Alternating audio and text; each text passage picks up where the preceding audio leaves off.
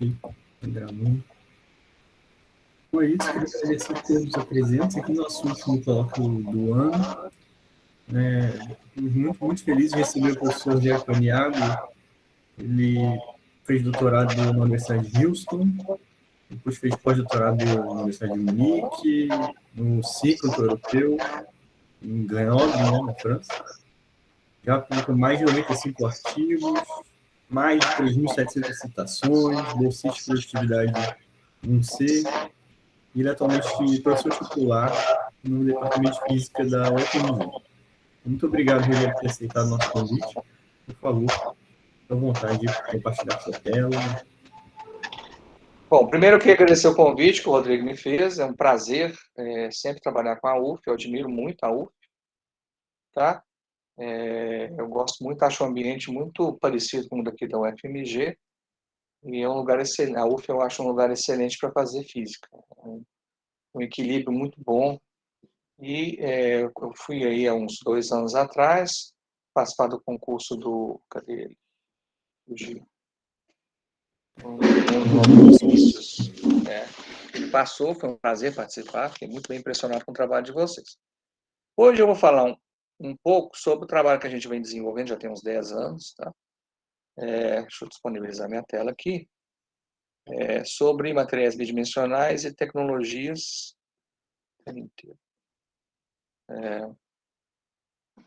Para análise de materiais bidimensionais, são técnicas experimentais que a gente aplica a isolantes topológicos e grafeno e materiais bidimensionais em geral, que é um material de interesse conjunto aqui, de pessoas daqui, daí, pela Venezuela, tem outros professores aí da Universidade Federal Fluminense que também trabalham nessa área. Então, assim, eu vou pedir para vocês me interromperem caso eu não tenha esclarecido. A apresentação é um pouco longa, eu vou tentar andar rápido, mas eu não quero perder conteúdo, tá? Por causa disto, eu prefiro que vocês me interrompam caso alguma coisa não ficar clara. Claro que depois a gente pode retornar, não tem o menor problema, tá? Outra coisa é que... deixa eu colocar isso aqui num lugar que não vai atrapalhar a apresentação. De vez em quando eu pergunto para as pessoas se elas estão me ouvindo, porque a conexão de internet, embora seja boa, às vezes a gente fica com a impressão de que a gente perdeu a conexão. Então, eu vou de vez em quando perguntar se vocês estão me ouvindo assim, é só falar, tudo bem, eu continuo. Pode ser? Tranquilo. Então, beleza. Então, o que eu vou mostrar para vocês é que a gente vem trabalhando junto com outras pessoas em materiais bidimensionais já tem muito tempo, e a gente desenvolveu 2 técnicas que existem em nossos laboratórios, mas que renasceram depois da descoberta dos prêmios das materiais bidimensionais, grafeno, isolantes topológicos, entre outros. Essas 2 técnicas são a técnica de espectroscopia de tunelamento e a técnica de espectroscopia de fotoelétrons resolvidos em ângulo. Essas 2 técnicas, eu vou mostrar para vocês, são fundamentais no estudo de materiais bidimensionais, são técnicas sensíveis à superfície e são técnicas que podem ser utilizadas aqui no Brasil de uma forma muito simples, tá? Um microscópio de tunelamento, que é o PLINAR, para materiais bidimensionais, é relativamente simples você fazer experimentos, porque o material é mais ou menos inerte, nem todos são inertes, mas é mais fácil. Um equipamento desse hoje custa 120 mil reais, operado em ar. Um operado em vácuo, a baixa temperatura, como que a gente tem aqui, custa bem mais. E o mais importante é que a gente tem uma linha de luz que está sendo desenvolvida no novo síncrotron de Campinas, o Sirius, que é um laboratório multiusuário para todos os pesquisadores do Brasil, que vai ter uma linha dedicada a ARPS, que é Angle Resolve Automation Spectroscopy, espectroscopia de fotoemissão de elétrons resolvida em ângulo. Tá? Essa técnica, ela permite você levantar toda a estrutura de banda de qualquer tipo de material, e materiais bidimensionais têm uma estrutura de banda muito interessante. Tá? Então, se eu consigo passar aqui agora. Está passando. Ué, travou. Tem alguém aí? Sim. Aqui, tá. Não, foi. Beleza. Então, esse aqui é mais ou menos o que eu vou mostrar para vocês, tá? Primeiro, eu vou discutir bem rapidamente os prêmios Nobel de 2010 e 2016, que foram os dois em materiais bidimensionais recentes, em que mudaram paradigmas muito importantes na nossa área de trabalho de física do estado sólido, tá? Como normalmente os prêmios Nobel fazem, eles quebram paradigmas. Um dos paradigmas mais importantes foi de que os materiais tridimensionais são os únicos que são estáveis na natureza e as propriedades são associadas sempre a materiais tridimensionais. Na realidade, existem outros materiais, existem materiais bidimensionais e materiais que se comportam como materiais bidimensionais, e a gente vai discutir isso rapidamente. Depois eu vou falar das duas técnicas, tá? A primeira que é Scanning Tunneling Microscopy and Spectroscopy, então eu vou chamar de STM e STS, tá? Principalmente STS, e Angle Result Automation Spectroscopy, que é ARPS. Então vocês têm que acostumar com esses três acrônimos aqui que são importantes. Depois eu vou mostrar vários aspectos de um mesmo problema que a gente estudou nos últimos 10 anos, divididos em 5 trabalhos publicados. O quinto não está publicado ainda não, mas já foi submetido. E depois eu vou mostrar, então, cada um deles. O primeiro é em grafeno, os outros 4 são isolantes topológicos, e mostrar para vocês que com os recursos que eu acho que da UF são semelhantes da UFMG, é possível fazer eficiência de primeiro mundo, na minha opinião, com recursos, contanto que a gente tenha a inteligência de fazer um trabalho focado na ciência e não se preocupar tanto com a infraestrutura de pesquisa. Então, acho que a gente tem que abstrair um pouco disso. A gente tem condição de fazer trabalhos de ponta hoje, principalmente porque a gente tem um novo síncrono no Brasil que está começando e que está aberto a todos nós. E vai ter uma linha de fotoemissão para determinar a estrutura eletrônica de materiais, quaisquer materiais, não precisa só ser dimensionais. Então, haverá uma linha que deve ficar pronta no final de 2022 para a gente medir a estrutura de banda de materiais aqui no Brasil com a melhor resolução de energia do mundo. Tá? Isso é muito importante. Tá? Depois as conclusões. Então, vamos começar lembrando os prêmios Nobel, foram dados em 2010 e 2016. O primeiro foi em grafeno, eu acho que eu não preciso me preocupar tanto em descrever esses resultados, porque todos conhecem, mas, de uma forma geral, o grafite era um material composto de folhas de carbono, né, folhas monatômicas de carbono. Já há bastante tempo foi descoberto que a gente tem diferentes formas estruturais de grafeno, de carbono, na sua hibridização sp2. Primeiros foram os fulerenos, depois os nanotubos e depois os grafenos. Então, esse aqui eu retirei do anúncio do Prêmio Nobel. Esse é o texto que eles colocam lá para mostrar para vocês que uma folha de um material grafítico, né, onde a gente tem folhas de grafeno empilhadas umas nas outras, como está desenhado aqui à direita. Na realidade, o carbono pode ser encontrado na sua hibridização sp2 de diferentes formas. Aí, além disso, a gente tem a hibridização sp3, o diamante, e eu não vou entrar em detalhes nesse caso. Mas, de qualquer forma, a gente tem diferentes formas de carbono e as propriedades eletrônicas de cada um desses nanomateriais, elas são bem diferentes, tá? E esse aqui é o anúncio do Nobel. A gente vê que a estrutura de banda eletrônica, né, já se sabia naquela época que a estrutura de banda é bem complexa.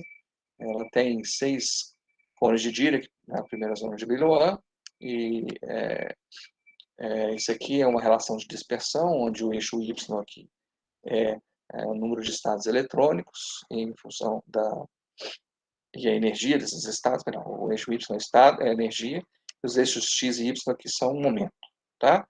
E essas aqui são as medidas de propriedades de transporte, que foram as que revelaram o caráter bidimensional do grafeno, do comportamento eletrônico, aqui um comportamento linear. E também, já naquela época, quando foi feito os trabalhos do Nobel, eles fizeram imagens de microscopia de força atômica, tá? Mostrando que a gente consegue depositar uma folha de grafeno num substrato de óxido de silício para a gente conseguir fazer uma imagem mesoscópica do material, tá? Também, se foi naquela época, foram estudados... Vou desligar meu celular.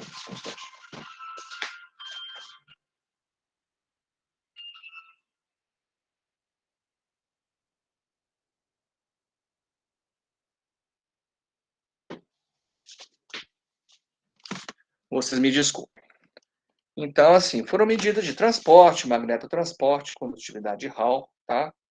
A gente se observou o efeito Hall quântico com degraus quantizados, mas que não eram exatamente de um efeito Hall clássico, e também resistividades longitudinais e transversais, em função do fluxo magnético, densidade de fluxo magnético, observando platôs, e isso tudo demonstrou o caráter bidimensional do transporte elétrico de grafeno, tá? Então, que são medidas de transporte elétrico e que não tinham, naquela época, não revelavam a total estrutura do material, tá? Já o Prêmio Nobel de 2016 é ainda mais complexo. Lembrando que o Prêmio Nobel de 2010 foi para o Andrei Geim e o Konstantin Roselov. Já o Prêmio Nobel de 2016 é ainda mais complexo. Importante a gente entender que, para você ter uma compreensão do comportamento de materiais topológicos, você tem que entender um pouco de matemática pesada. A topologia é um ramo da matemática, que a matemática associada à topologia foi utilizada para a gente observar outros comportamentos eletrônicos de materiais, e entre eles o isolante topológico, e foi dado, então, o Thales ganhou por outro, o Prêmio Nobel de 2016 foi dado ao Thales por outro tipo de problema, e para o Haldane e para o Kosterlitz pelas propriedades topológicas da matéria, das fases topológicas da matéria. Eu não vou tentar descrever essa matemática, eu sou um físico experimental, e eu vou descrever fenômenos associados às propriedades dos isolantes topológicos. Quem tiver interessado em estudar a matemática dos materiais topológicos, então vai ter de fazer vocês vão ter de ter um apresentador diferente. Eu não sei matemática suficiente para isso. O que eu posso dizer para vocês é que a topologia nos diz que, se eu tenho um material que tem um determinante invariante topológico e eu mudo de uma região para outra que tem outro tipo de invariante topológico, há de haver uma solução matemática na interface entre um material e outro, com o aparecimento de algum estado, no caso da física, um estado eletrônico, que compense a mudança de invariante topológico. No caso aqui, ele dá exemplo de um material tipo uma bola, ou um domo, ou uma xícara, que tem um buraco nessa região aqui, que tem uma topologia diferente desses materiais que não tem um buraco. Então, quando você não consegue fazer, a topologia diz que você não consegue fazer uma transformação suave entre um material que não tem um buraco até uma xícara que tem um buraco. E isso não é possível você fazer uma transformação matemática para sair desse objeto e torná-lo igual a esse objeto. Então, você tem que ter uma solução de ruptura associada, e no caso da estrutura eletrônica, você tem, então, um estado eletrônico na interface entre os dois materiais, pode ser um material e o vácuo também, tá? Então, essas soluções topológicas, soluções matemáticas desse problema, aplicadas a materiais físicos, nos levam, então, a estados topológicos. No caso de um material, por exemplo, que é um semicondutor, tá? Ou um isolante, agora entrando no caso de propriedades eletrônicas de materiais, aqueles que fizeram estado sólido, no curso de física, não são todos que fazem, eu sei disso, mas vamos imaginar que vocês têm, então, uma região que você tem estados permitidos aqui, o eixo x aqui é uma variável momento, e esse eixo y aqui é a variável energia, então esse aqui é a energia dos elétrons, e energia de um elétron livre é meio de mv2, onde m é a massa do elétron, né? Mas a gente, no estado sólido, a gente tem materiais, a gente tem elétrons e buracos, e vamos supor que esse material aqui seja um semicondutor, por exemplo, e existe entre a banda de valência e a banda de condução um gap. Na superfície de um material, tá? Para que, se a gente tiver um material que é um isolante topológico e a gente tem o vácuo, na interface entre o material topológico, um semicondutor, por exemplo, e o vácuo, para que haja uma estrutura eletrônica do material seja estável, há de existir estados de superfície com um spin definido, tá? Em que esse material vai ter, então, uma presença de um estado eletrônico adicional. Outra propriedade importante do isolante topológico é que ele é protegido por simetria de reversão temporal, que significa que você tem um elétron em determinado momento aqui, em determinada energia, nesse ponto aqui onde está meu mouse, e tem um spin para cima, se ele colidir com um determinado material, ele não pode, então, reverter seu momento, porque esse estado aqui tem um spin para baixo. Nesse caso, então, você tem uma simetria uma quebra de simetria de reversão temporal por causa da impossibilidade de você ter retroespanamento, o que faz com que esse elétron ele não colida com um determinado material e retorne com o mesmo momento, com energia, um momento oposto e com a mesma energia. Então, a condução daquele elétron é protegida por reversão temporal. Isso leva a uma proteção, um estado de spin, em função da energia do elétron. Você não consegue, então, fazer esse elétron que está do lado de cá ter retroespanamento e vir para o lado de lá, vir para o lado de cá. Tá?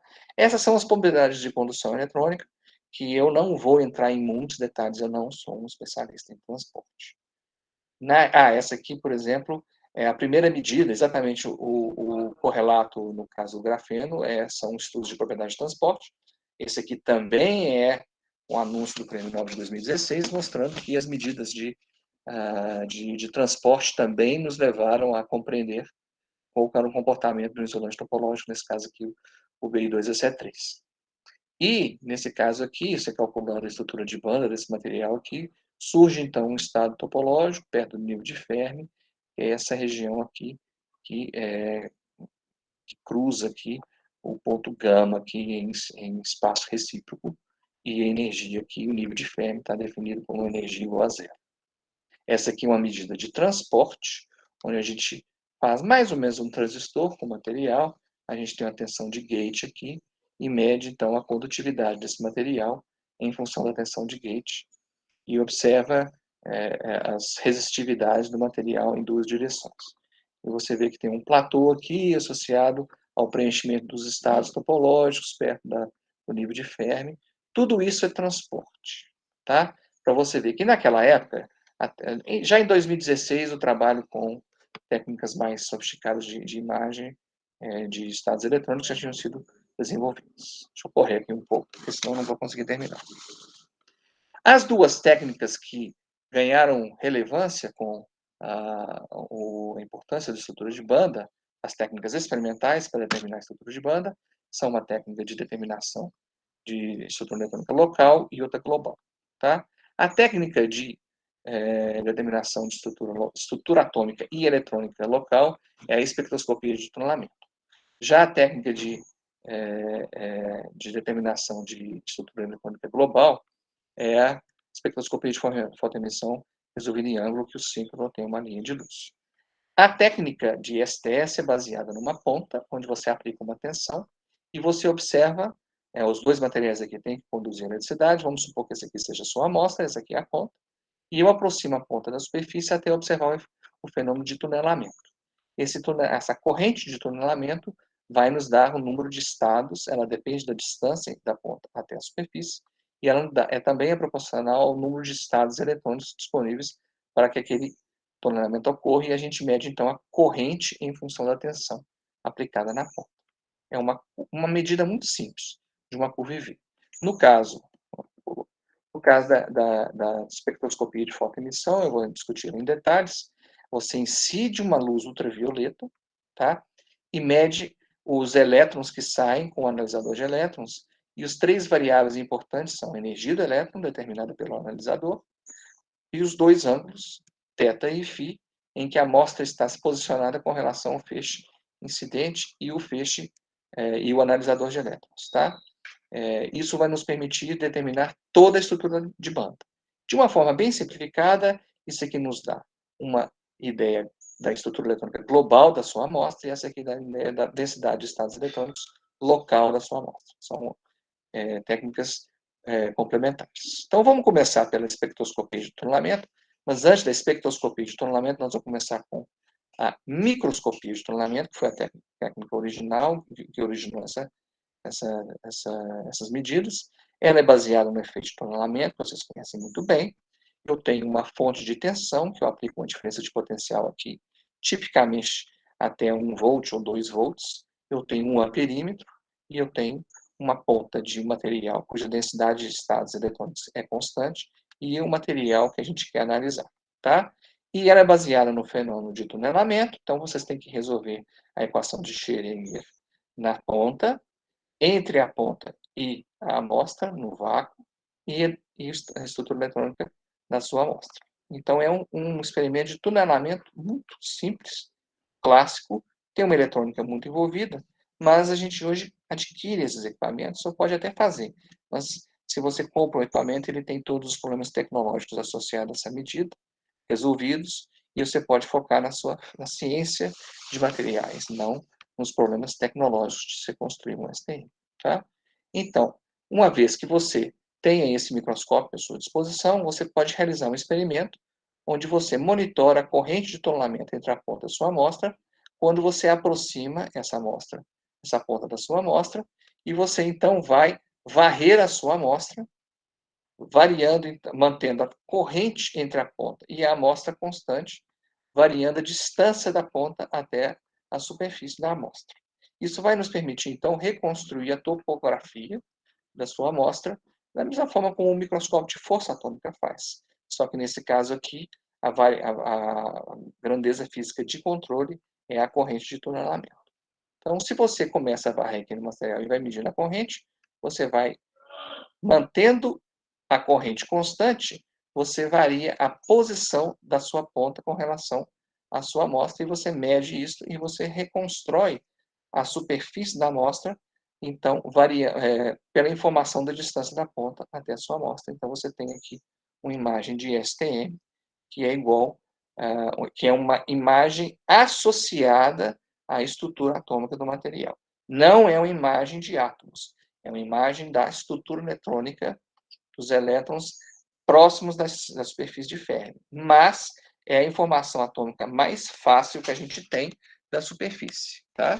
Existem outras técnicas que podem te dar, mas essa é uma técnica muito simples que permite a gente obter resolução atômica rapidamente. Isso aqui foi uma imagem de STM que a gente obteve, operando um STM, sim, barato, como eu falei, R$100.000, na superfície do grafite, tá? O funcionamento de um STM, esse aqui é o desenho do STM original, que deu o prêmio Nobel para o Vini, tá? Na década de 80. Ele é baseado num sistema de varredura X e Y, variando Z, então você varre X e Y variando Z, e você tem um sistema de amortecimento de vibração, para você não registrar a vibração do seu ambiente, do piso, etc. e tal, e um sistema de realimentação para manter a corrente de tunelamento constante. E aí você conecta isso a um computador e registra a sua informação. Hoje parece uma coisa muito simples, mas na década de 80, quando foi inventado, foi uma revolução. Tá? Então, quem quiser tiver alguma dúvida com relação ao funcionamento, eu posso explicar depois. Essa aqui é a primeira imagem, que foi obtida em 1982, tá? Um artigo, e levou o prêmio Nobel para o Vini e Höher. Tá? São os dois físicos alemães que fizeram o trabalho. E resolveu, isso aqui é exibindo a superfície do silício 1, que tem uma reconstrução 7x7 células unitárias do silício 1, que era um problema em aberto, já fazia 20 anos. Eles conseguiram, então, fazer uma imagem da resolução atômica. Está aqui a reconstrução em forma de losango, que eles conseguiram, então, desenvolver naquela época uma tecnologia para determinar a estrutura de superfícies. A técnica de espectroscopia de tunelamento é mais sofisticada. Tá? Ela envolve não só a varredura da superfície, mas o monitoramento da corrente de tunelamento. Então, de uma forma bem simplificada, em vez de você varrer a superfície o tempo todo, você varre posiciona a sua ponta numa região da superfície de interesse, onde você acredita que a estrutura eletrônica é mais interessante, e você, então, varia a tensão da sua superfície, da sua ponta em relação à superfície e mede a corrente. Então, ela é, então, uma medida de corrente de tunelamento em função da tensão aplicada, numa determinada ponta da sua superfície. Se você faz uma análise de física do estado sólido, você, então, tem a estrutura eletrônica da sua amostra, na caso aqui a gente tem a densidade de estados eletrônicos, o número de estados eletrônicos para uma determinada tensão aplicada, o número de estados eletrônicos da ponta e uma barreira de tunelamento, como no caso anterior.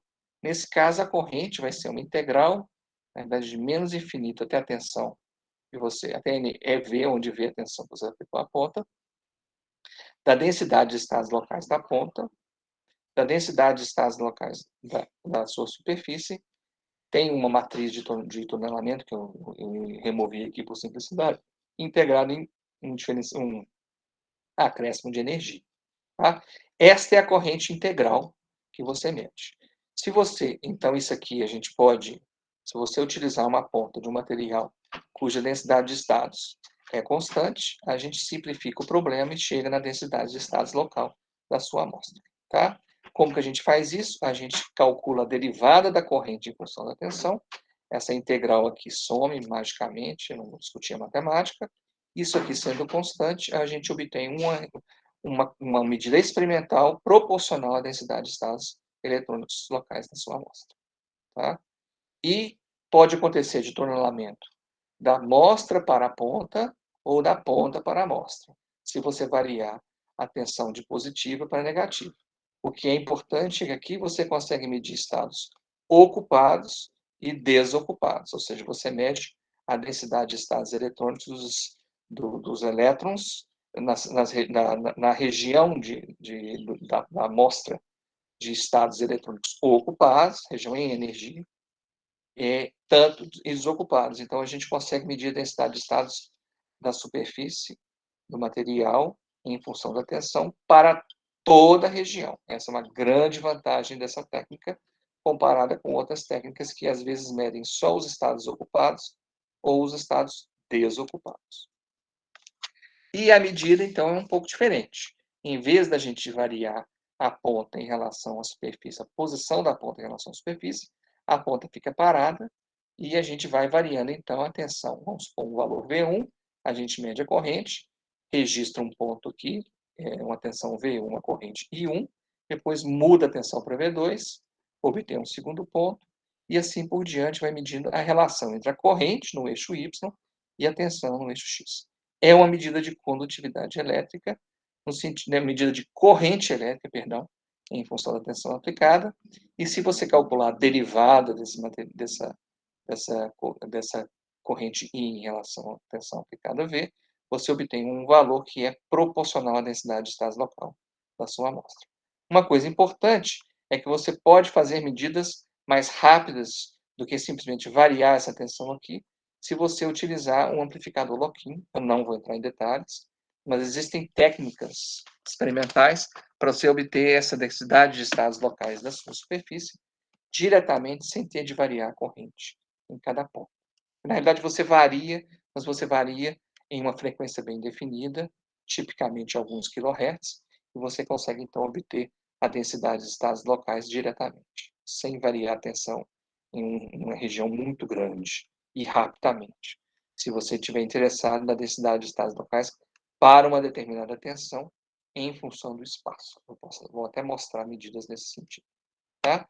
E aqui, então, está uma medida associada a essa tecnologia, onde você mede a corrente e a tensão, e aí você calcula a derivada, isso aqui é a densidade de estados do grafite, que é um semimetal.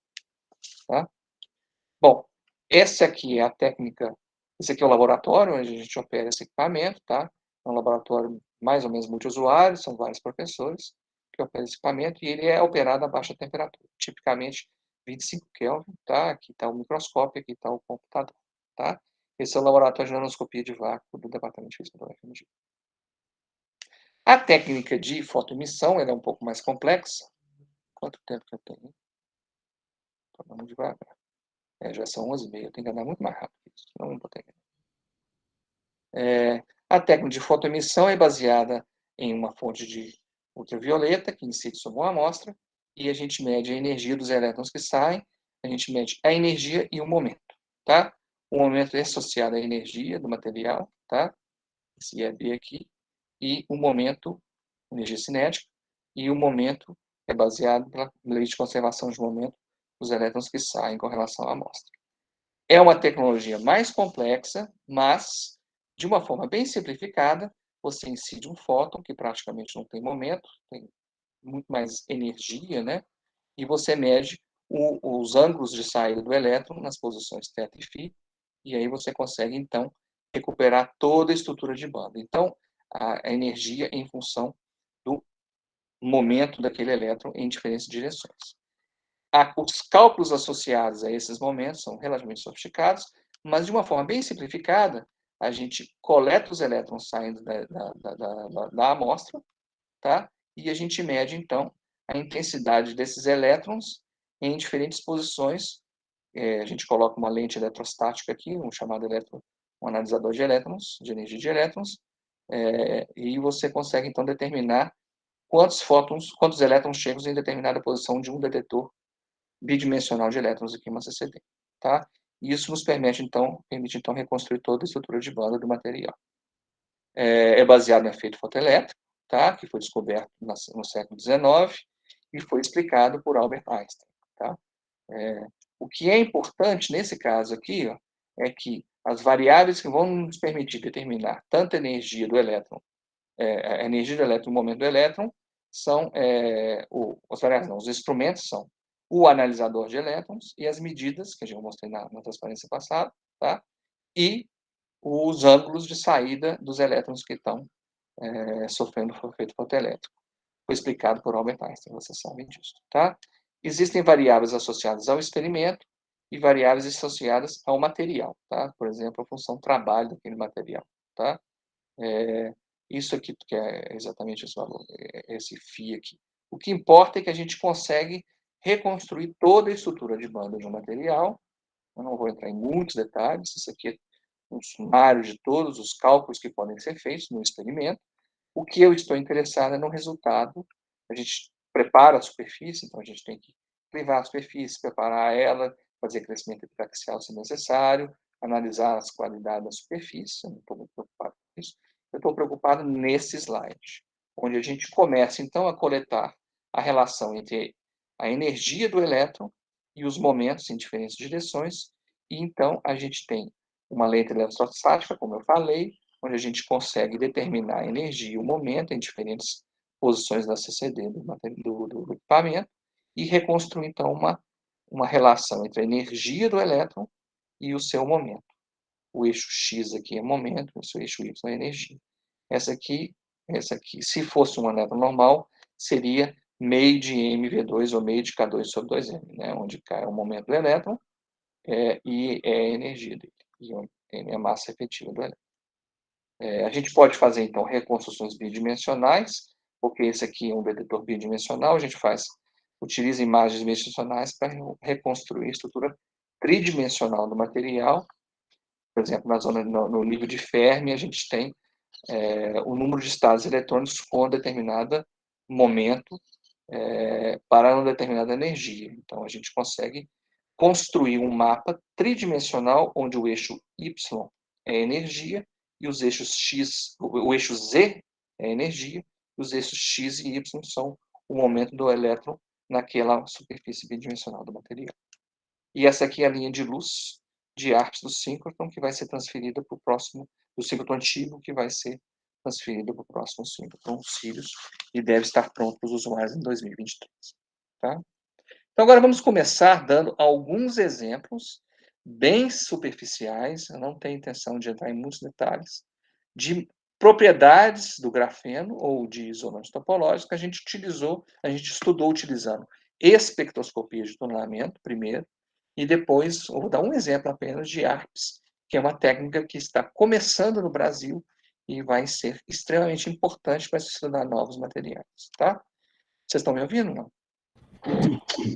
Beleza. Então, vou primeiro dar esse exemplo, ele foi publicado recentemente, em 2019, onde a gente estudou triângulos de grafeno, tá? E grafeno, ele tem um comportamento, uma relação de densidade de estados, tanto como a relação de dispersão, tá? Ele tem um comportamento linear perto do nível de Fermi. E a gente mediu, então, as densidades de estados local, perto do nível de Fermi, de uma superfície de grafeno epitaxial. Grafeno epitaxial, ele, só para falar antes disso, a gente também estudou esse material que a gente vai estudar, ele é formado de uma superfície de bicamadas de grafeno, que é formado por duas camadas de grafeno. A estrutura eletrônica de uma bicamada de grafeno com stack em AB, ele tem singularidade de Van Hove em determinadas energias bem específicas, tipicamente menos 0,4 e 0,4 volts, tá? Isso está associado a esse stack em AB aqui do material. Então, se a gente fizer uma medida de corrente, a derivada da corrente em função da tensão aplicada à ponta de um STM, e a gente observar um pico em menos 0,4 volts ou 0,4 volts, isso nos diz que a gente tem uma bicamada de grafeno. Então, a gente começou a produzir uma bicamada de grafeno a partir de um substrato de carbeto de silício. A gente aquece esse material e ele forma duas camadas de grafeno, uma ligada estruturalmente com ligações químicas, sp3, com um substrato de carbeto de silício, e depois a gente faz um tratamento com hidrogênio para romper essas ligações atômicas e tornar o substrato ligado a átomos de hidrogênio e uma bicamada de grafeno aqui, que tem singularidade de Van Hove. Se você fizer uma curva de DI/DV em função da tensão aplicada, você vai observar, então, uma singularidade de Van Hove aqui em uma tensão aproximada de menos 0,35 volts e outra aqui bem suave em 0,35 volts. Essa aqui é a imagem da bicamada de grafeno epitaxial em carbeto de silício. Você vê aqui os degraus das bicamadas de grafeno e aqui você vê a resolução atômica, se você analisar ela em uma região de mais ou menos 1,5 por 1,5 nanômetros quadrados, tá? Essa aqui é a superfície do substrato grafeno, de carbeto de silício, coberto com uma bicamada de grafeno. O que a gente começou a estudar foram os defeitos que eram produzidos quando a gente fabricava essa bicamada de grafeno.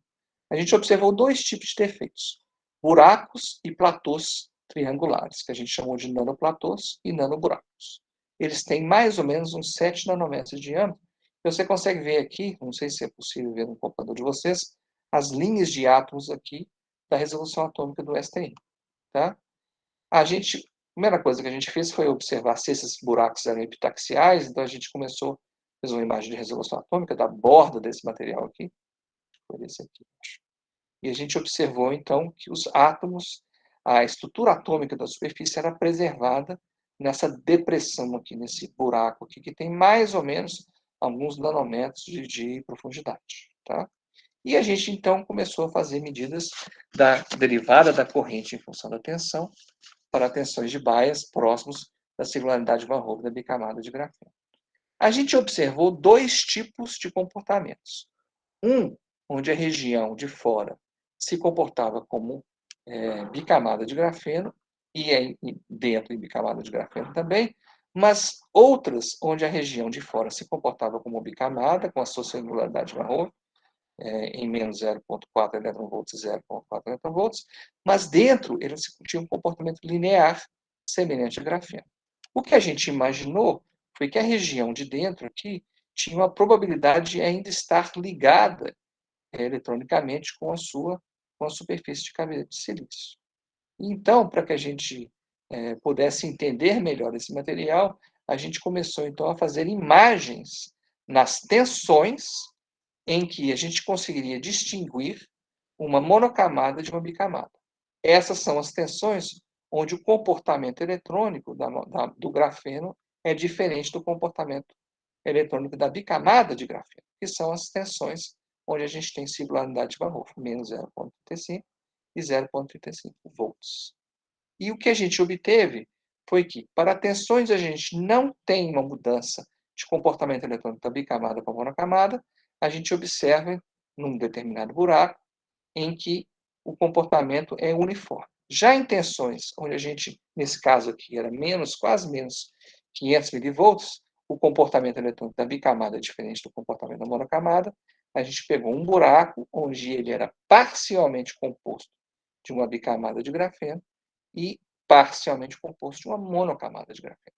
Então, você vê que a técnica de espectroscopia de tunelamento, ela nos permite distinguir o comportamento eletrônico. Essa é uma medida de condutividade elétrica da superfície e nos permite dizer se esse material é uma bicamada de grafeno ou uma monocamada de grafeno. A topografia do material é plana. Aconteceu alguma coisa aí? Foi? O Tarik levantou a mão, se ele quer fazer uma pergunta agora. Não pode não? Então deixa eu Pode, continuar. deve. Pode. Tá. Não, porque, por exemplo, a monocamada de grafeno, ela tem uma dispersão eletrônica linear, geralmente, né? Isso, E a bicamada, uma dispersão meio quadrática. Isso não se reflete nesse experimento? Por que você tem que ir para voltagens altas e já nas voltagens baixas não dá para diferenciar? Porque é necessário uma mudança muito grande no comportamento eletrônico para a gente conseguir registrar. Então, essa mudança é pequena, na verdade. Essa pequena não vai nos permitir fazer essa medida. Tá bom. Obrigado. É puramente técnico, não é um problema científico. Tá? Sim. Tá? Porque física mental ela é aproximada, não é exata. Tá? Sim. O segundo exemplo, aí já partindo para isolantes topológicos, eu não tenho intenção de cobrir isso com muitos detalhes, mas o B2EC3, na verdade, esse aqui é B2T3, ele também tem um comportamento linear de estados eletrônicos lineares perto do nível de Fermi, mas o bulk ele é semicondutor ou isolante, tá? O material é semelhante ao grafite, a gente sintetizou o B2EC3 e começou, então, a estudar a superfície. Há bastante tempo, existia um questionamento sobre o comportamento eletrônico desse material, que ele, quando você aquecia o material, ele tinha uma relação linear de dispersão perto do ponto gama, não perto do ponto K, como o grafeno, mas à medida que aquele material estava em vácuo e aquecido, surgiu um estado eletrônico adicional nesse material, comportando-se não só como um material topológico, mas também como um material com dispersão quadrática, né, como um material convencional. Na época, ninguém sabia o motivo disso, então a gente resolveu fazer um experimento controlado, onde a gente aqueceu a superfície e modificou ela aplicando o sputtering. E fizemos, então, uma medida pura e simples da topografia. Na época, a gente não tinha a tecnologia de espectroscopia de tunelamento ainda. A gente fez a medida de topografia e observou que a gente tinha dois tipos de alturas na superfície. Uma de 1 nanômetro, que é o espaçamento do BT3, perdão, e um espaçamento menor de 0,4 nanômetros.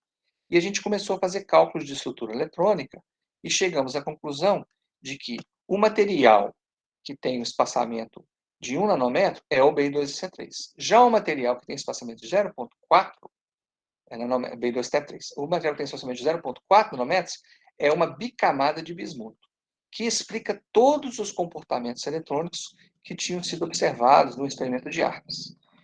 Essa aqui é uma medida de ARPS da estrutura eletrônica do B2T3, né? Ou B2C3. O comportamento é muito semelhante. O que a gente chegou à conclusão, então, é que quando você aquece o material, o telúrio ele sublima, né?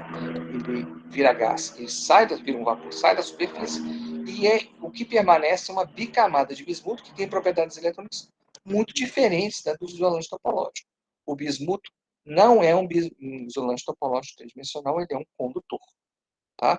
E por causa disso, então, a estrutura eletrônica dele é bem diferente e explicou, então, a presença de um gás tridimensional de elétrons na superfície desse material. Isso permitiu, então, que a gente fizesse uma análise, naquela época, só de cálculo de estrutura eletrônica, combinado com medidas de difração de raio-x, que eu não coloquei aqui, e de topografia da superfície, uma medida simples de STM, que nos permitiu fazer o cálculo da estrutura eletrônica e explicar uma série de resultados experimentais que eram controversos na literatura científica. Isso tem bastante tempo.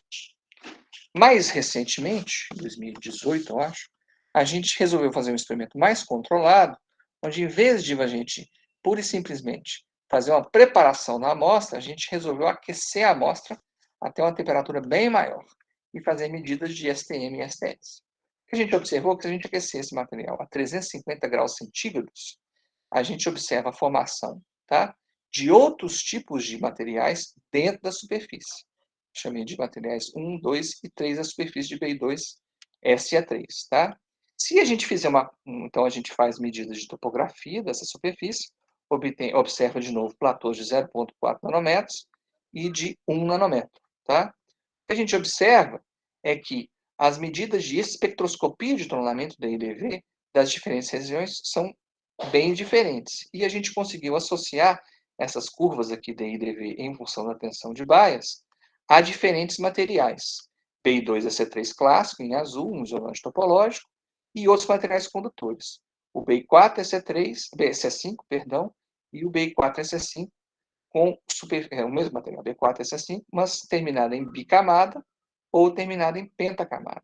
Esse B4SE5 aqui tem possibilidade de terminar em bicamada e em pentacamada, como o resultado anterior, do trabalho anterior. E a gente começou a fazer, então, experimentos onde a gente começou a aquecer amostras a diferentes temperaturas e observar diferentes fases. O BI2SE3 e o BI4SE3 aqui terminado em bicamada ou pentacamada, ou mesmo outros tipos de fase, como, por exemplo, o BISE. Essa aqui é uma imagem da superfície da amostra com diferentes materiais aqui com comportamentos distintos, tá? Seja de BI2SE3, seja de BISE, seja de BI4SE5, tá? E para corroborar esses materiais, a gente fez medidas de fração de raio-x e a gente fez um mapa do volume de fase em função da temperatura, chegando até uma temperatura de 600 Kelvin, que é mais ou menos 320 graus centígrados. Essas medidas de fração de raio-x, que eu não vou explicar, elas foram feitas em função da temperatura e a gente fez, então, um mapa de composição química em função do aquecimento da amostra. Essas medidas foram feitas de fração de raio-x, também foram feitas no ciclo, tá? E o que a gente observou, então, foi que diferentes fases surgem com diferentes propriedades eletrônicas. E a gente consegue, então, retornando a amostra para lá, associar esses espectros de tunelamento. Essa aqui é mais ou menos primeiras medidas de microscopia de cada região, tá? Com diferentes alturas. E a gente conseguiu, então, imaginar que os espectros de tunelamento poderiam explicar os diferentes comportamentos das diferentes regiões, e foi o que a gente fez aqui. Se a gente fizer espectroscopia de tunelamento de diferentes regiões, a gente consegue saber que essa aqui, fazendo cálculos de estruturas eletrônicas também, são aqui B4SE5 terminado em bicamada, B4SE5 terminado em pentacamada e B2SE3 com o cone de Dirac aqui no fundo. Tá? Essa medida aqui, ó, ela não vai a zero porque ela foi feita a temperatura ambiente, essa aqui em particular. Mas mesmo assim a gente consegue entender, se a gente baixar a temperatura de um B2SE3 para comparar, a gente pode fazer a temperatura ambiente e fazer a temperatura baixa e observar que a densidade de estado chega a zero aqui para temperaturas bem baixas. Tá?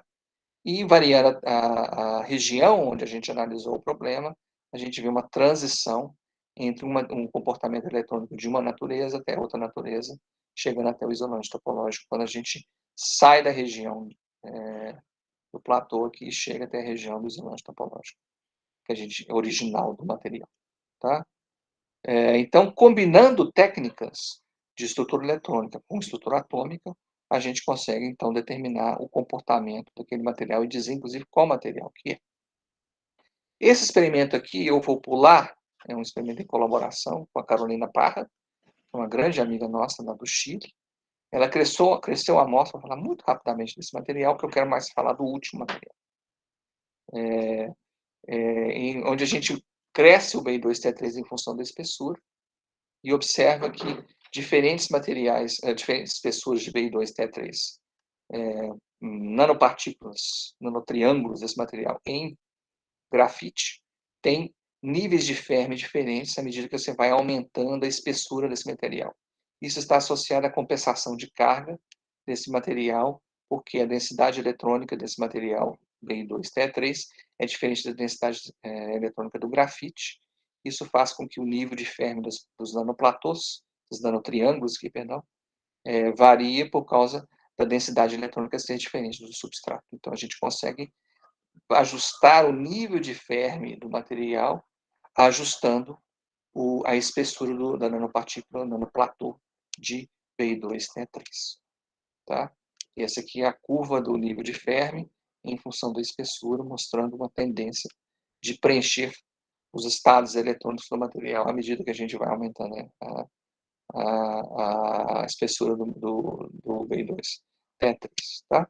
Mas eu não vou entrar em detalhes, porque eu estou mais interessado nesse último material aqui, que a gente sintetizou recentemente, Bi4T3, esse aqui que não foi publicado ainda, só a primeira parte que a gente publicou, foi a tese da Thaís. A gente começou a trabalhar com síntese de outros tipos de isolantes topológicos, não os tradicionais. Bi4T3 é um deles, tá? Então a gente voltou para o laboratório e começou a sintetizar amostras. E é esse ponto que eu quero chegar a vocês. Esse é o tipo de experimento que o síntetico espera que todos nós façamos, ou seja, a gente imagina um material, calcula a estrutura eletrônica desse material, teoricamente, prevê um comportamento diferente e vai para o síncrono fazer medidas de espectroscopia de fotoemissão, de elétrons de fotoemissão, para a gente obter toda a estrutura eletrônica daquele material. Esse material é relativamente simples. Basicamente, a gente pega o diagrama de fase de bismuto-telúrio e, em uma determinada faixa de temperatura e concentração dos materiais, a gente obtém a fase Bi4T3, que é a intercalação do bismuto com Bi2T3. Então, a gente tem Bi4T3, que é bismuto 2, Bi2T3, bismuto 2, Bi2T3, e por aí vai. Se você fizer o cálculo de estrutura eletrônica desses dois materiais, você vai ver que esse aqui é um isolante topológico clássico e esse aqui é um material condutor.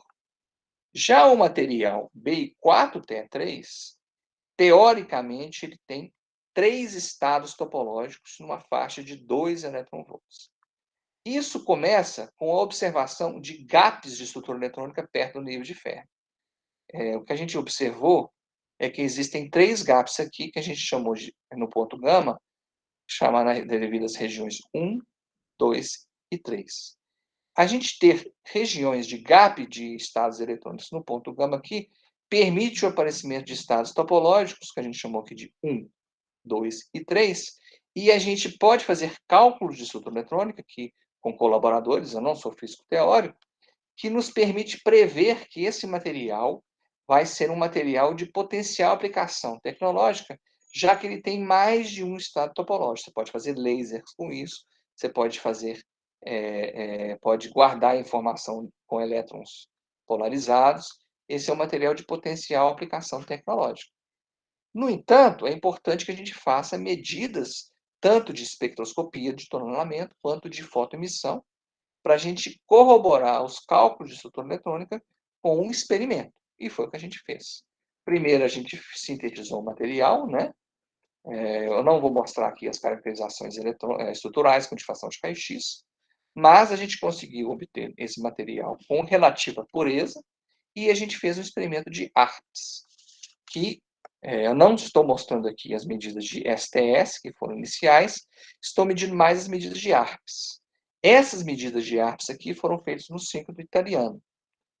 Não foram feitas no síncrono brasileiro, porque a energia, no antigo síncrono, né, no primeiro síncrono de Campinas, porque a linha de luz não tinha energia de elétrons necessária, de luz ultravioleta, a gente precisava de uma energia baixa, aproximadamente 25 elétron-volts, que nos permitisse, então, observar os 3 estados eletrônicos. Essa aqui é a medida de ARPS feitas na Itália, com uma energia de fótons de 24,8 elétron-volts.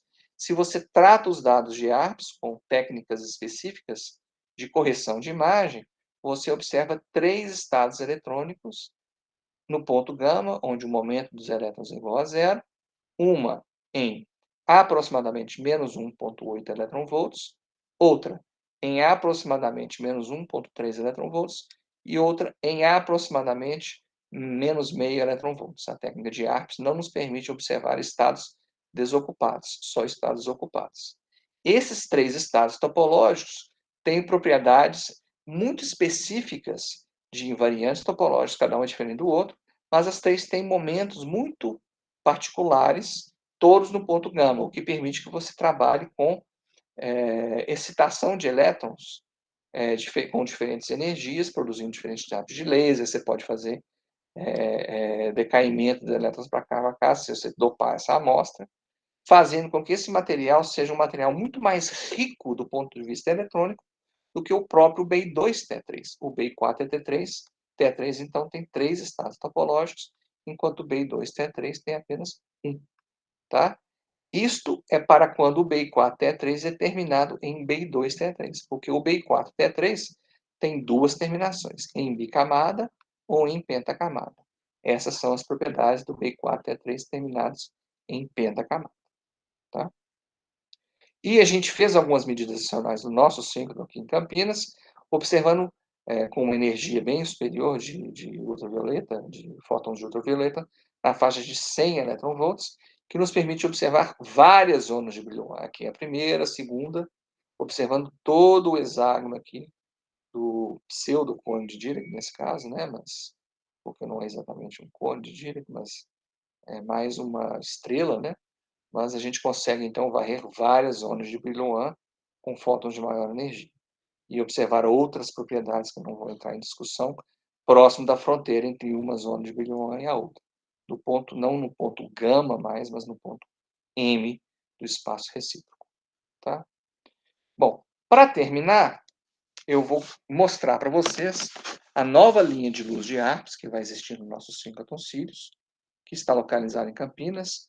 É um síncroton aberto a todas as pessoas, todos os alunos de pós-graduação e professores, pesquisadores de todas as instituições brasileiras e do exterior. Pesquisadores de outros lugares do mundo, da Europa, dos Estados Unidos, virão para medir nos Sirius. E isso vai nos permitir colaborar com essas pessoas que trazem um conhecimento que a gente não tem nas universidades por falta de uma exposição maior a tecnologias de ponta de experimentais de determinação, por exemplo, de estrutura eletrônica. Tá? Essa linha de luz do ARPS é coordenada pelo Dr. Wendel Simões e Silva, e ele está aberto a receber e-mails de vocês para que vocês possam fazer experimentos de lá. Vocês vão precisar da ajuda do Wendel. Ele é um físico muito competente, vai permitir para vocês fazer o experimento. Qual que é a ideia? Vocês têm uma ideia de um novo tipo de material, tem que ser um material novo, não deve ser um material que já foi estudado, tem que ser um material que ainda não foi estudado, ou um material que vocês sintetizaram, que é muito difícil sintetizar. Não tragam para os Sirius materiais que já foram estudados. A gente está interessado em novos materiais. E vocês, então, trazem para eles, e ele vai fazer não só a medida de ar para você, como vai entregar imagens de densidade de estados eletrônicos para vocês aqui, em função de momento ou em função da energia, se vocês quiserem. Já vai entregar para vocês os dados para publicação. Vocês não têm que fazer a redução de dados. O Sirius vai entregar os dados experimentais para vocês em qualidade de publicação. O que vocês têm que se preocupar é em sintetizar a amostra, claro, né? E em fazer o cálculo de estrutura eletrônica. Isso o ENO não tem competência para fazer. Vocês têm que imaginar um novo material, calcular a estrutura eletrônica dele e sintetizar. A partir disso, como esse a gente fez aqui, que teve 3 cones de Dirac, que ele fez essas medidas para a gente, lá na Itália, e então entregou resultados experimentais sólidos para a gente poder publicar. Tá? Essa linha de luz que vai existir no síncrotron, ela tem algumas características que são muito interessantes para a pesquisa de ponta. Uma coisa que é importante dizer é que o Sirius é um síncrotron de 4ª geração. Só existem no mundo 2 síncrotrons de 4ª geração. O síncrotron da Suécia, tá? O Max 4, e o nosso Sirius. São os 2 síncrotrons que foram construídos para ser um síncrotron de 4ª geração. O que um síncrotron de 4ª geração tem que é melhor do que o síncrotron de 3ª geração? Primeiro, o fluxo, que é muito mais intenso, chega a 10 a 11 fótons por segundo, enquanto o LNLS, por exemplo, tem 10 a 8 fótons por segundo. Ele trabalha já na energia correta para fazer experimentos de APS, essa linha de luz, que a gente vai ter energia entre 8 e 60 eletronvolts. E o mais importante ela tem uma resolução energia de poucos milieletronvolts. Então, ela vai ser uma linha de alta resolução em energia. Isso é um diferencial dos cílios em relação a todos os outros síncrotrons do mundo. Ela vai ter uma resolução de aproximadamente 2 milieletronvolts. O que vai nos permitir, por exemplo, quando a gente tem aqui estruturas eletrônicas extremamente complexas, como, por exemplo, aqui à direita, muitos estados eletrônicos aqui, numa faixa aqui de, digamos, 500 milieletronvolts, a gente vai conseguir ver cada estado eletrônico separadamente nessa linha de ARPS do nosso síncrono, tá? Então, vai nos permitir fazer medidas de fotoemissão de alta resolução, tá? Essa aqui é um design da linha de luz, tá? Ela é uma linha muito simples, composta de poucos elementos ópticos, e é uma linha policromática. Ela é uma linha de bending magnet, onde coleta luz do síncrotron de um magneto convencional a 0,7 Tesla, mais ou menos, e coleta luz branca, que tem todos os comprimentos de onda. Ela tem poucos elementos ópticos. O primeiro essa aqui é a fonte, né, 0,57 Tesla. Depois a gente tem um primeiro espelho focalizador horizontal, depois um segundo espelho focalizador vertical, depois um monocromador do tipo PGM, Plane Grading Monochromator, com um Variable Line Spacing, que faz com que a resolução em energia desse monocromador seja a melhor do mundo, de aproximadamente 2 milieletronvolts. E a estação de ARPS aqui é um removedor de harmônicos, tá? E uma resolução de energia que varia entre 2 milieletronvolts, a parte do monocromador, até aproximadamente 10 milieletronvolts para 60 eletronvolts. Tipicamente, 4 milieletronvolts para 30 eletronvolts de energia, é uma resolução extremamente boa para um tipo de linha de luz como essa. E um equipamento esse aqui é o material de remoção de harmônicos, que é muito importante, e depois a estação de end station de ARPS com uma série de técnicas adicionais que vai nos permitir fazer um experimento de ponta de ARPS, onde a gente pode, por exemplo, não só a gente pode fazer medida de ARPS, esse espectrômetro de ARPS aqui, como também ter preparação, introdução de amostra e preparação de amostra, crescimento por MBE na estação de luz, caso vocês queiram preparar a amostra no síncrotron, se não seja possível preparar a amostra e levá-la ao síncrotron, como que a gente faz aqui em Belo Horizonte.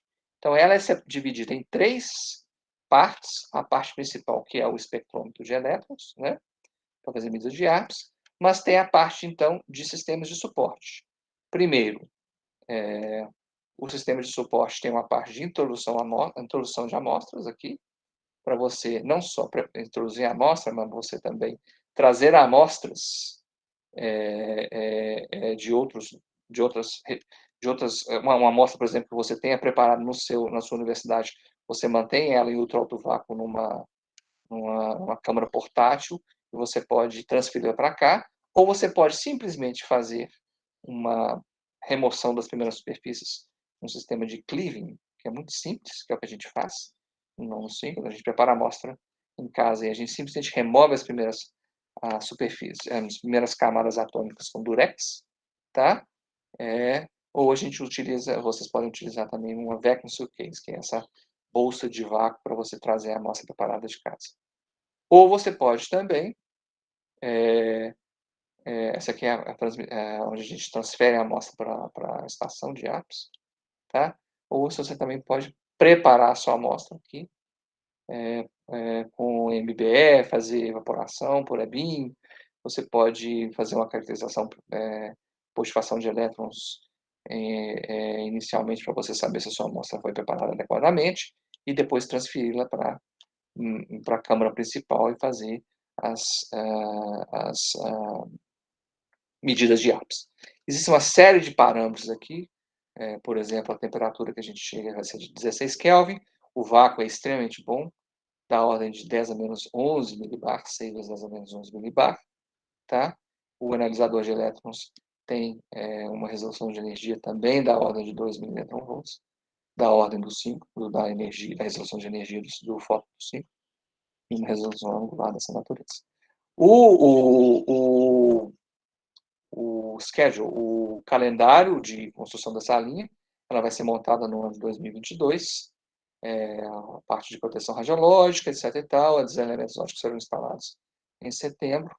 Espera-se que a linha, a end station, que é a linha, a parte do espectrômetro será instalada em junho, e a linha espera-se começar a ser operada em novembro deste ano de 2022, para todos os usuários de síncrono do Brasil e do mundo. Tá? Com isso, vou mostrar minhas conclusões. Tá? Eu espero ter mostrado para vocês que a microscopia e a espectroscopia de tonelamento é uma técnica que permite a gente estender a informação não só da estrutura da superfície, como o comportamento eletrônico da superfície, tá? Medindo densidade de estados eletrônicos. Existe uma nova técnica, já não é tão nova no Brasil, mas a gente está desenvolvendo ela para se tornar uma técnica padrão para determinada estrutura eletrônica de novos tipos de materiais, que é a espectroscopia de fotoemissão resolvida em ângulo, espectroscopia de fotoelétrons emitidos.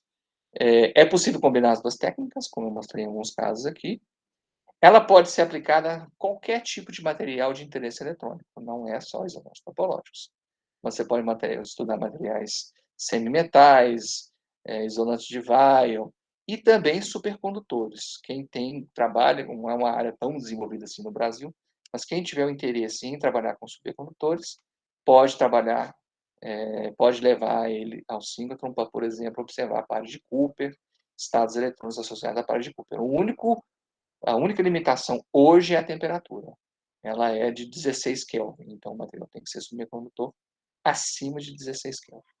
E que a linha de ARPS do síncrotron deve estar pronta e aberta para usuários no ano de 2023. E quem precisar de ajuda pode contactar o doutor Wendel Simões, ou pode me procurar também, eu estou à disposição para esclarecer aquilo que for necessário para você conseguir realizar seu experimento com sucesso no novo síncrotron brasileiro. Tá? Para terminar, eu tenho que agradecer, esse não é um trabalho meu, é um trabalho de um grande número de pessoas. Somos 3 professores, eu, o professor Ângelo Malaquias, que é também especializado em síncrotron no nosso laboratório, e o físico teórico Mário Mazzoni, muito importante, que é o professor do departamento de física que faz cálculos de DFT para a gente. Vários alunos de pós-graduação participaram aqui, eu cito 4, a Thaís e o Pedro. A Thaís e o Pedro acabaram de se doutorar, estão no exterior agora. O Guilherme Ribeiro é o físico teórico de cálculo eletrônico que nos ajudou nesses cálculos. A Paula Coelho foi um aluno de mestrado que fez o primeiro trabalho de ressonância topológica. Existem vários colaboradores que eu tenho que citar por nome, principalmente o Wendel Simões, que é o físico que mede ARPS para a gente, a Carolina Parra, que nos ensinou a fazer espectroscopia de tonelamento. Ela trabalha no Chile, mas ela fez doutorado nos Estados Unidos. O Yves Petrov, que foi o diretor do síncrotron Sirius na época da sua construção, ele retornou para a França, e alguns desses cálculos de estrutura eletrônica foram feitos em colaboração com o Steven Louis, que é um físico de estrutura eletrônica dos Estados Unidos. Ele e os alunos dele fizeram os cálculos de estrutura eletrônica quando a gente não deu conta de fazer. E com isso eu agradeço a todos. E as agências de fomento aqui, que pagam a conta do nosso trabalho em estrutura eletrônica. Com isso eu agradeço a atenção de vocês, estou aberto a pergunta. Obrigado, Rogério. Desculpa o atraso. A gente começou um pouco atrasado também. Se tivermos perguntas, podem levantar a mão ou colocar no chat, por favor. Eu mantenho a minha tela disponibilizada ou não? Pode manter. Pedro, por favor, Pedro. Ô, Rogério, muito interessante, muito legal sua apresentação dos trabalhos e o formato da apresentação. Gostei muito também, aquela introdução, uma explicação super didática dos experimentos, eu achei muito interessante. Ainda bem que isso está no YouTube depois para os alunos que não puderam assistir, para eles entenderem essas técnicas, que são muito importantes.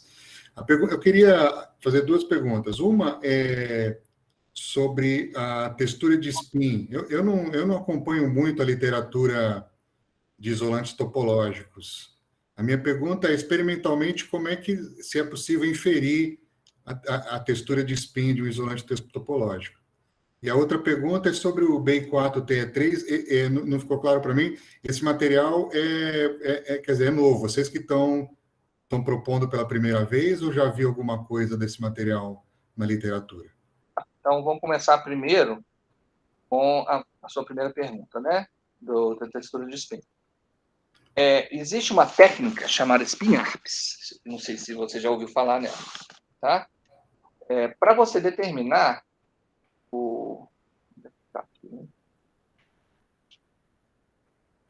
para você determinar o spin do elétron, você vai determinar, você tem que colocar um detetor MOC.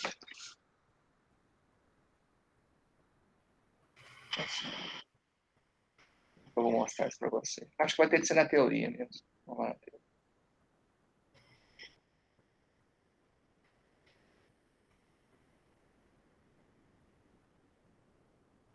O que ele está falando aqui, gente, é que esses elétrons têm essa estrutura de banda de elétrons aqui, tem uma textura de spin, onde, para um determinado momento Kx e Ky em uma determinada energia, o spin vai ser bem definido.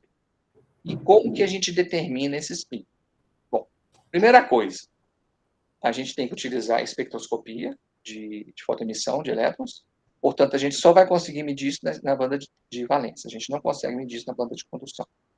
Para medir na banda de condução, a gente tem que dopar o material com mais elétrons, de forma a permitir que a gente preencha esses estados aqui, tá?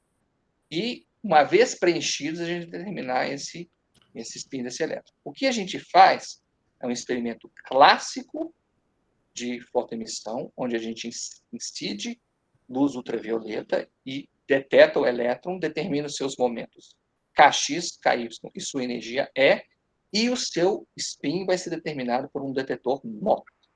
Esse detetor MOC é colocado em substituição à CCD. Esse é um desenvolvimento que a gente pretende fazer no nosso síncrotron quando a gente tiver desenvolvido a tecnologia de aquisição de dados ARPS com facilidade. O que acontece é o seguinte, a gente não pode fazer um experimento muito sofisticado no começo, a gente tem que primeiro aprender a operar a linha de ARPS, para depois a gente colocar o detetor resolvido em spin. Esse detetor resolvido em spin tem uma eficiência baixa, o que significa que uma medida que você gasta, digamos, 1 hora para você fazer convencionalmente, essa CCD aqui tem que ser substituída, tá? Ela vai ser uma CCD, vai ser substituída por um detetor que nos dá não só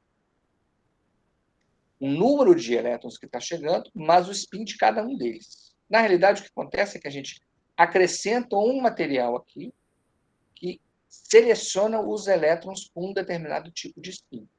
E a gente vai escolher esse spin.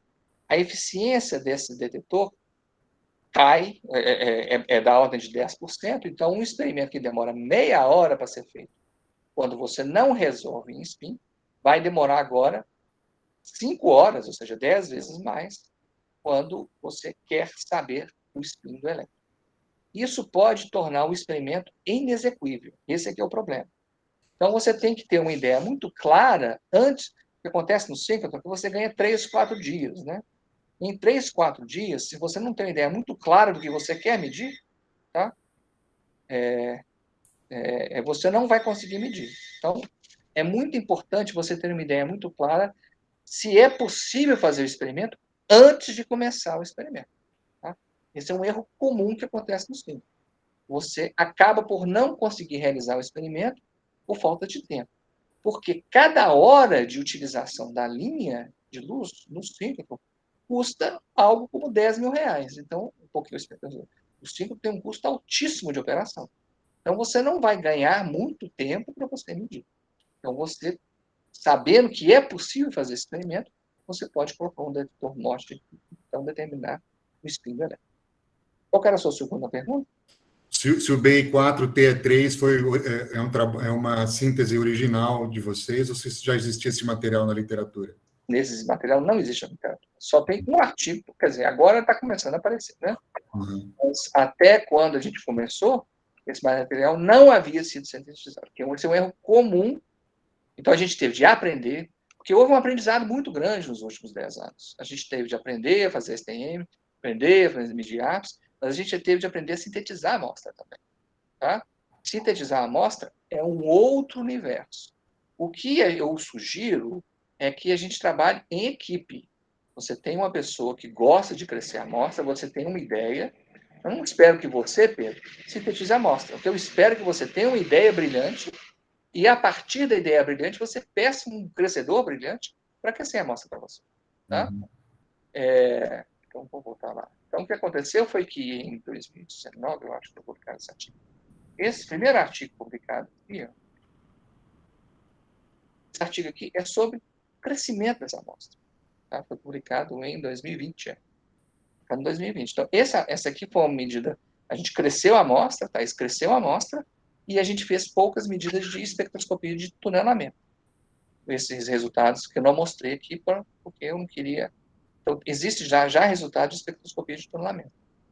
Agora, as medidas de arte não foram publicadas ainda. Muito legal, parabéns. Beleza, obrigado, Pedro. Mais alguma pergunta? Caio, por favor, Caio. Boa tarde, Rogério, tudo bem? Tudo bom. Bom, obrigado aí pelo colóquio, sempre muito claro e muito bonito. Parabéns aí pelos experimentos, estão muito legais, né? Bom, eu não sou experimental, eu sou um teórico, né? Então, eu queria saber de você, em relação ao STS, eu já vi muitas curvas de STS, assim, que o pessoal mede aqui, mede ali. E aí, quando você faz uma comparação com a teoria, mesmo quando você inclui algum tipo de desordem, né? O STS sempre parece muito suave, meio borrado. Sim. E eu queria entender melhor aí de um especialista se isso é um problema de resolução, é uma limitação do tipo de experimento, se de fato você acredita que a densidade de estados é o que você está medindo e os teóricos estão errados. Os teóricos não estão errados. Agora, STS não é uma técnica 100% quantitativa. Tá? Vou tentar te explicar por quê. Bom, primeiro as coisas óbvias, né? A questão da temperatura. Tá? Por exemplo, o equipamento que a gente opera aqui em Belo Horizonte, a amostra está a 25 Kelvin, mas a ponta não está. A ponta está a temperatura ambiente. E, de uma forma bem simplificada, a gente acredita que o alargamento de linha seja da ordem de 2 kT para a ponta e 2 kT para a amostra. Então, como a ponta está a temperatura ambiente é 25 mV, nós já temos um alargamento típico de 50 mV pelo fato da ponta estar na temperatura ambiente. Então, de uma forma bem simples, eu acredito que a melhor resolução que a gente obtém é de 60 mV. Não menor do que isso. Qualquer pessoa disser que experimentalmente, esse é um equipamento, existe um equipamento melhor do que esse, mas ele custa uma fortuna. Praticamente ninguém no mundo tem. Tá? Esse equipamento que a gente utiliza é um equipamento que é o melhor equipamento para laboratórios normais, não para laboratórios que têm uma fortuna para investir. Tá? Então, qualquer pessoa que disser que está aqui, por exemplo, né? Qualquer pessoa, isso aqui é uma medida típica de STS do BI2C3. Tá? Então, assim, a gente poderia extrair essa medida aqui e fazer uma convolução com uma resolução de energia, tipo gaussiana, de 100 milivolts, para ver se isso bate com a teoria. Então, o ideal, se você for um físico teórico, eu não sei, eu não sou capaz de... Eu até sou capaz de pegar a densidade de estados do BI2C3, fazer uma convolução, não é tão difícil assim, para fazer um trabalho de metrologia dessa resolução de energia. Beleza. Agora, esse gráfico aqui, ó, é o que eu mais gosto. Por quê? Porque ele nos mostra qualitativamente as mudanças de comportamento eletrônico. Então, todo mundo vai concordar que essa medida aqui é bem diferente, a preta está bem diferente da azul, que está bem diferente da vermelha. Então, a natureza eletrônica dessas três regiões aqui da nossa amostra, as naturezas são distintas. Então, a gente pode inferir disso que o comportamento eletrônico é diferente. Agora, para fazer um trabalho quantitativo, aí nós vamos ter que sentar e discutir com muito carinho. Tá? De início de conversa, eu tendo a sempre comparar medidas feitas logo a seguir, como está aqui. Tá?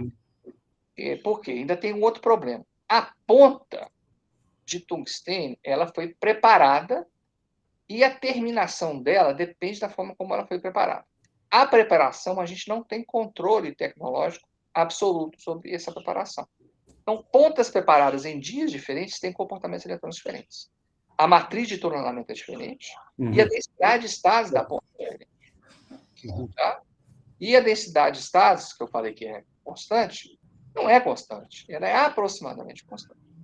Então, assim, de um ponto de vista experimental, o melhor que a gente pode fazer é o que está aqui. Fazer medidas da mesma amostra, com regiões diferentes da amostra, regiões diferentes, e sabendo que a ponta é a mesma. Aí fica mais fácil de comparar. Tá? É muito legal, né? Porque, na verdade, a minha pergunta também é no sentido de, muitas vezes, o experimental, o teórico, quer saber o que o experimental é capaz de medir, né? Você faz uma teoria e diz, bom, isso aí dá para medir com não sei o quê. E aí eu estou aprendendo que, às vezes, não dá, né?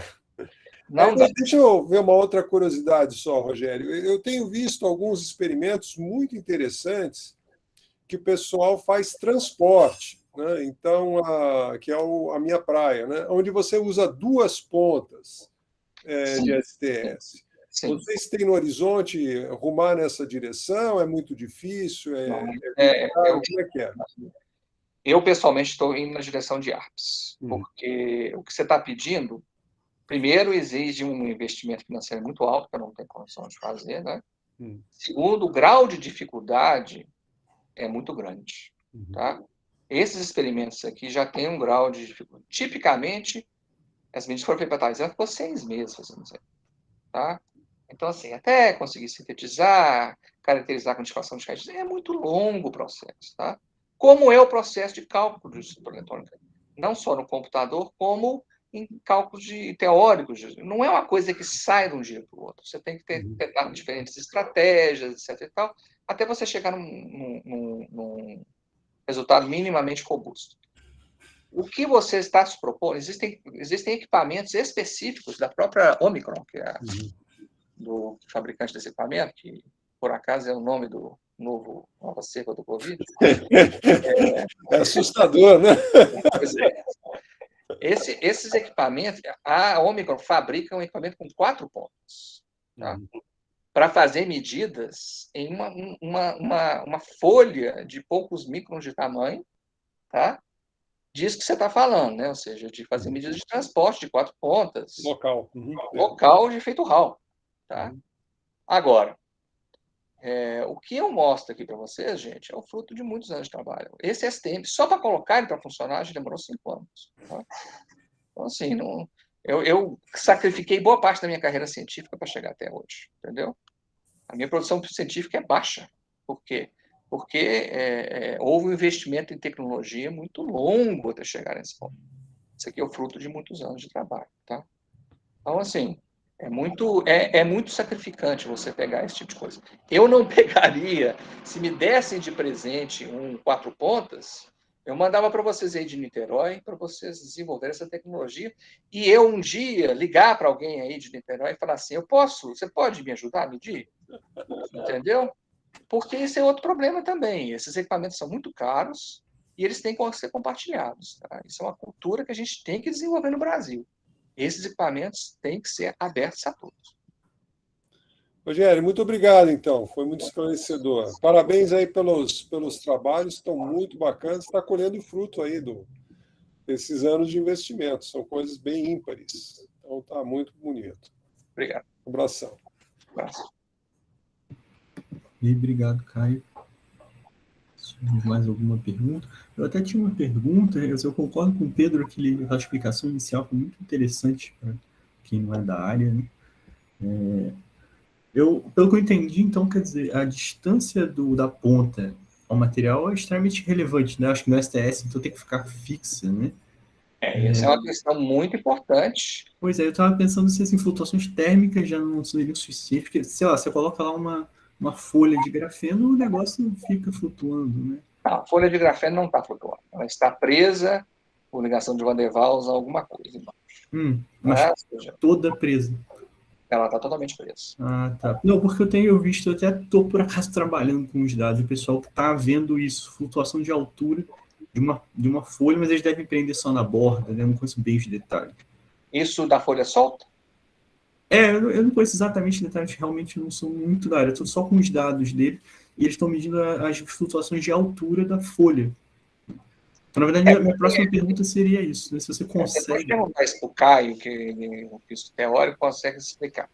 A folha de grafeno isolada, eu acredito que ela não seja hemodinamicamente estável, ou seja, ela vai ter de apresentar algum tipo de corrugação.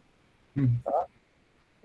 Porque o fato dela estar em contato com um substrato, isso permite que ela seja relativamente plana. Uma vez que ela não esteja plana, né, ela é naturalmente instável, estruturalmente, e ela tem que ter algumas corrugações.